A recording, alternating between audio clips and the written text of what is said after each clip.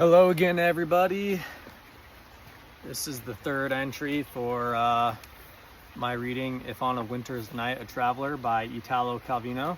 And I have to say I'm very pleased at this point. I haven't really been able to get into a good book for a while now. Sort of a lot of life's pressures have left me trying my best to perhaps maybe even find the time for such a thing. And I noticed that in my world, really, I am like the only one reading. You know, it's like going around everywhere today and seeing, nobody outside doing things. It's kind of interesting, but maybe all things just sort of fall into place. And the only time that we can really recognize a story is when maybe we have a story to tell ourselves. And that's what I really like about the author of this book, is that he places you in the story. I'm tired of trying to read the same story everywhere and trying to catch the plot that somehow takes me away. But the thing is that this book isn't trying to write all of these ridiculous sort of storylines that almost every other book tries to profit from nowadays, which just seems like the same story anyways. It's just like reading life. And that's what I mean when I say he really puts you in the story. And the actual character in the book sort of is going through perhaps maybe the same thing that a reader themselves might go through when trying to find a story. It's very interesting, and it almost just seems a little too fortuitous, right? Because of how I even came across this author in the first place was just, my meanderings and sort of going through a lot of the same things that this character he has in this book going through. And it's kind of like drafty a little bit when you're trying to sort of read it like every other book you've read, I think, because the way that he just sort of switches from it being a story to it being you being in the story to it being the story of somebody who is trying to read a story, basically. And it's very entertaining the way that he's sort of connected all of this, because it makes it enjoyable to read. It's almost like if you find a book like this, it's easy to read, but I feel like almost if you were told to read a book like this, it might be hard to read.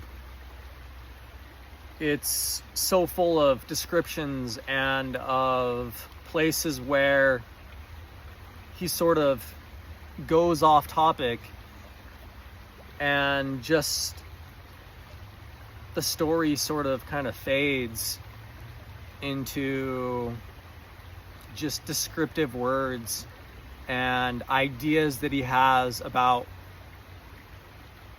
perhaps maybe what people themselves should be thinking. And so there's honestly so many different ways that you could look at this book.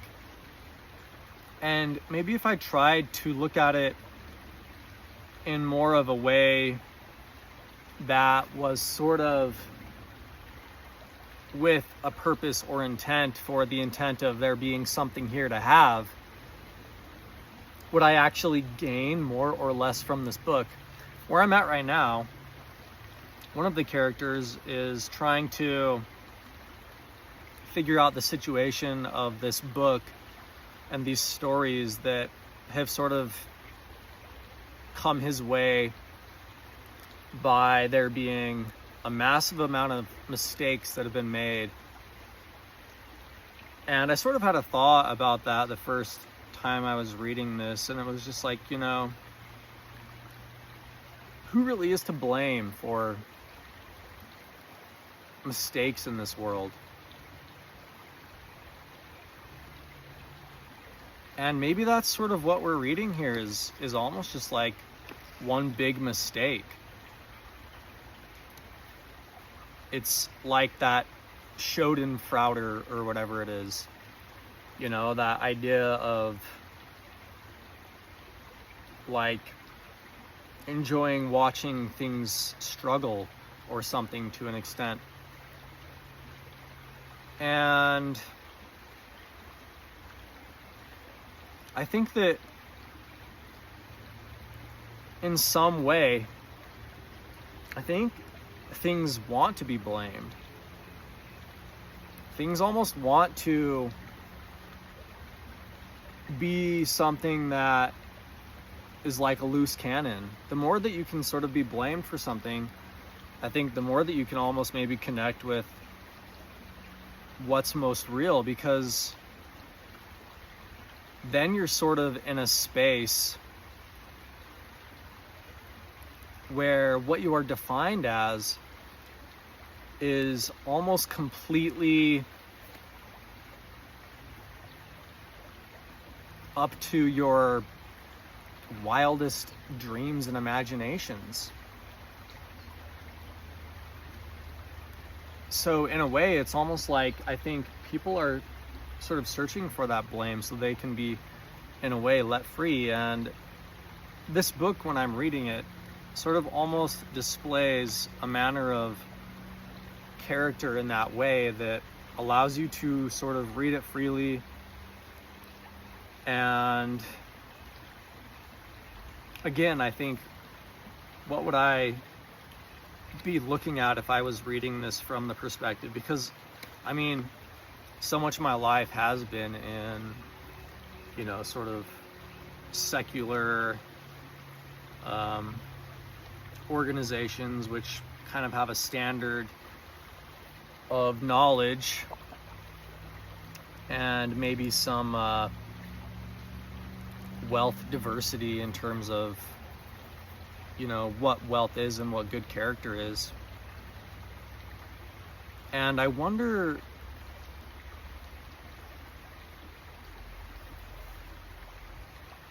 in what way would this book, even if it was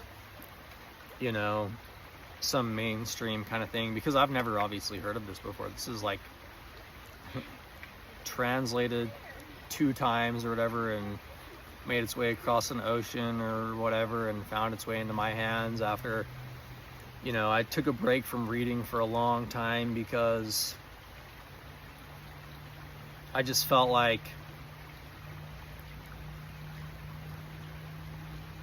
there really wasn't any good stories.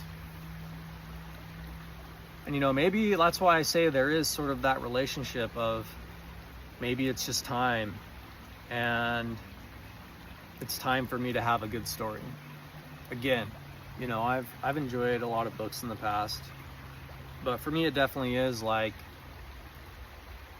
sometimes a journey getting to that point where I can actually just sort of fall into the idea of this white and black myriad of symbols that in a way allows me to feel a form of comfort that I feel like is really only afforded through reading. And it's in everything. It's in the flipping of the pages and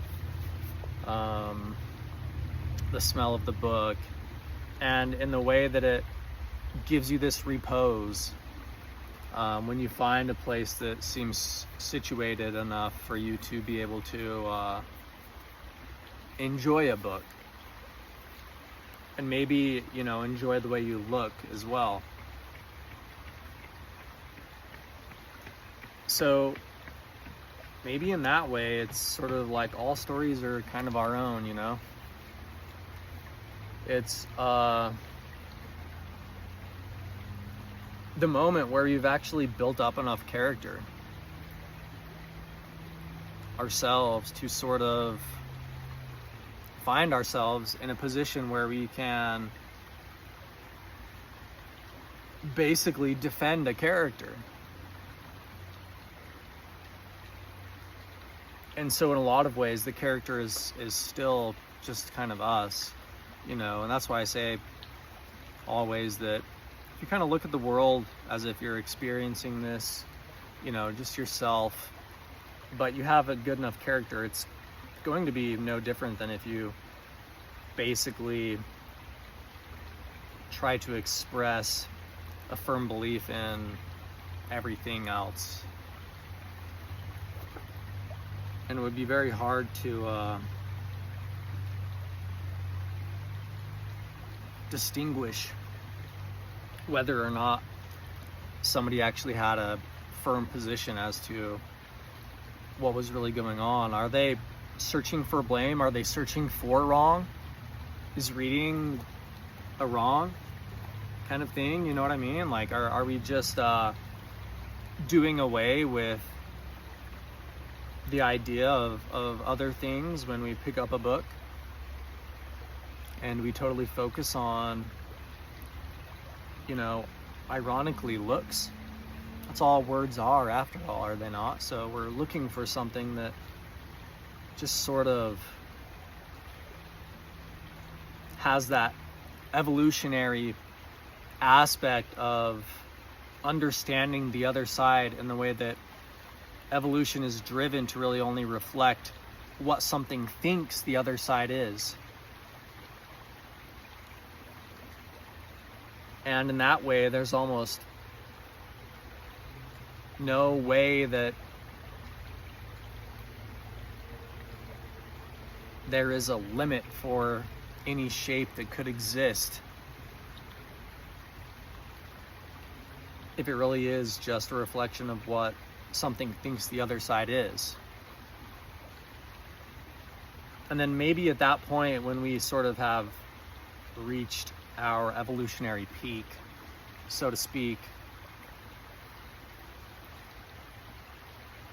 that's when we feel like we understand the other side, is when we sort of do away with everything.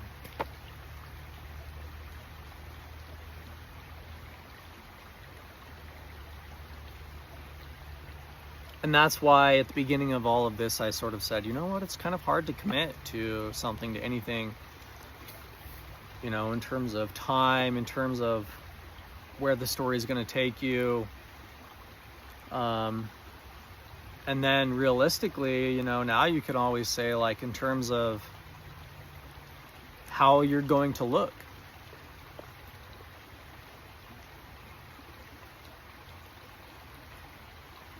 How much do things really affect all things?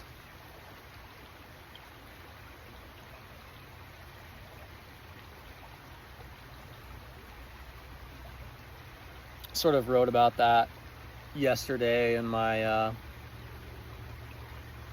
video where I talked about the other portion that I had read, where the more you think, the more that it's not just thoughts, just all hinging on the word more, because eventually something that accumulates that much more is going to be something that obviously has much more than a thought to it.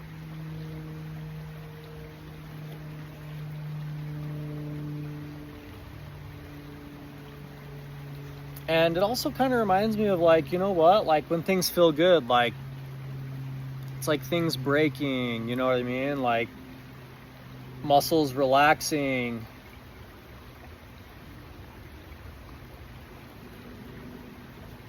maybe some relationship is changing,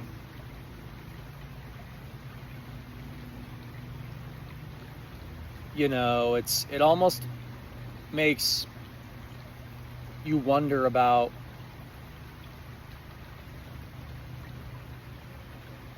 how do you justify to yourself that you deserve something, right?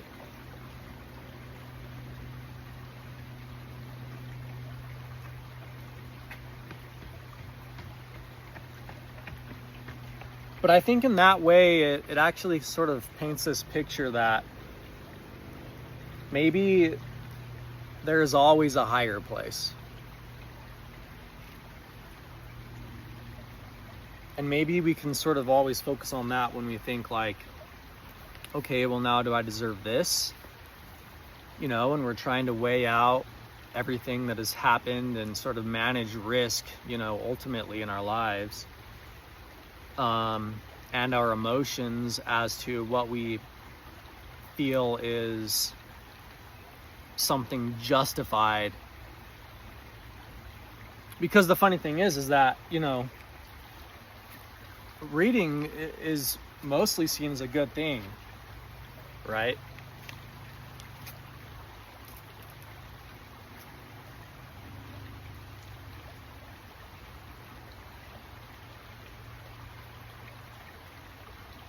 And I think that it just sort of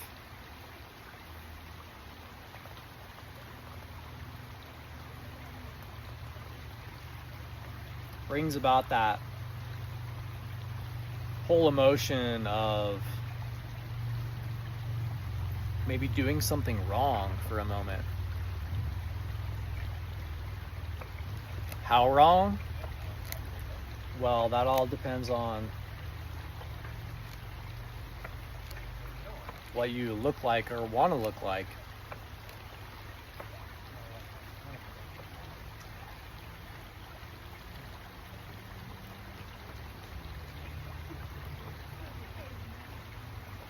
It's so funny the things that we justify within our minds.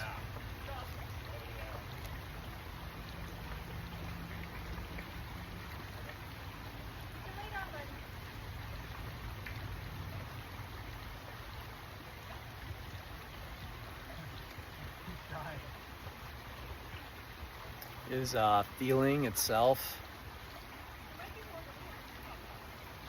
just like everything else. It is purported to be by what all the masses see.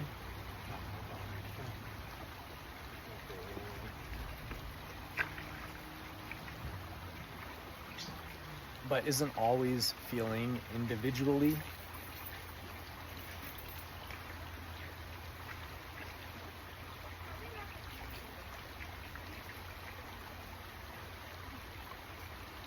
It's just that idea of something becoming easy.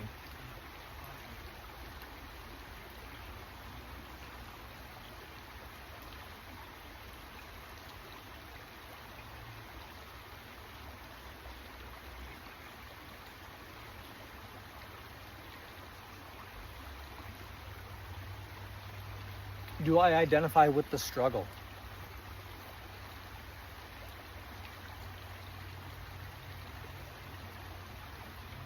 And is that really what the character in this book is after themselves? After all, they're simply chasing something. Is it a story? Is it a companion? Is it themselves?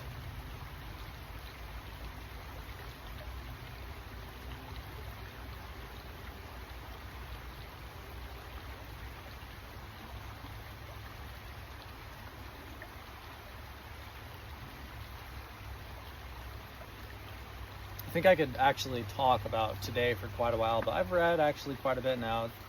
You know what I mean? Comparatively, it's a pretty decent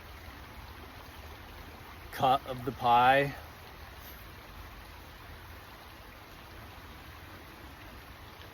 And if our protagonist, or whatever you want to call him in this story, actually gets what he wants. He gets his story. He gets the girl. And he's no longer questioning and thinking about everything. And all of a sudden, he's afforded many luxuries every day. Has he actually lost something in that way? I kind of feel like, you know what, there is something about some dynamic inside this book, like what I originally said, you know, it's like being loved.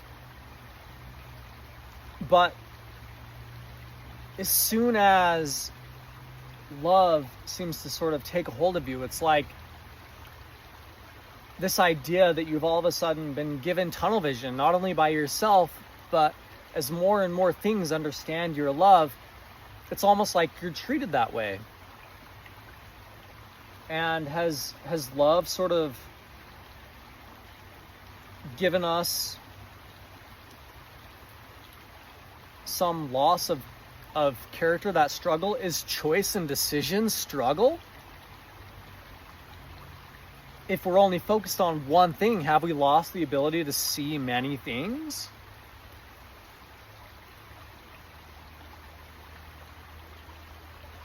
And there's so much of that within this book, just the way that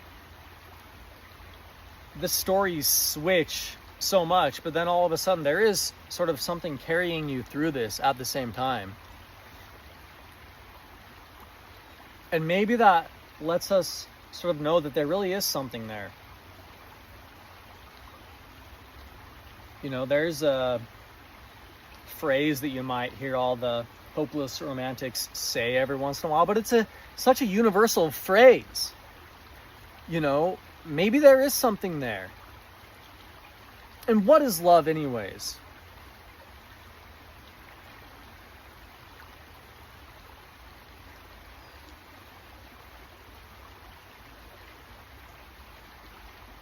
But are we just simply being sheltered? Do we really know what's out there?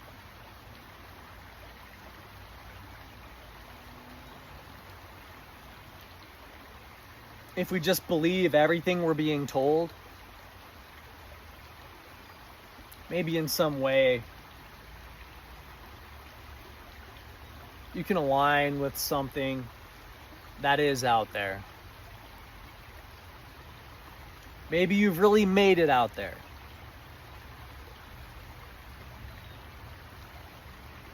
But then, would we not say what's out there?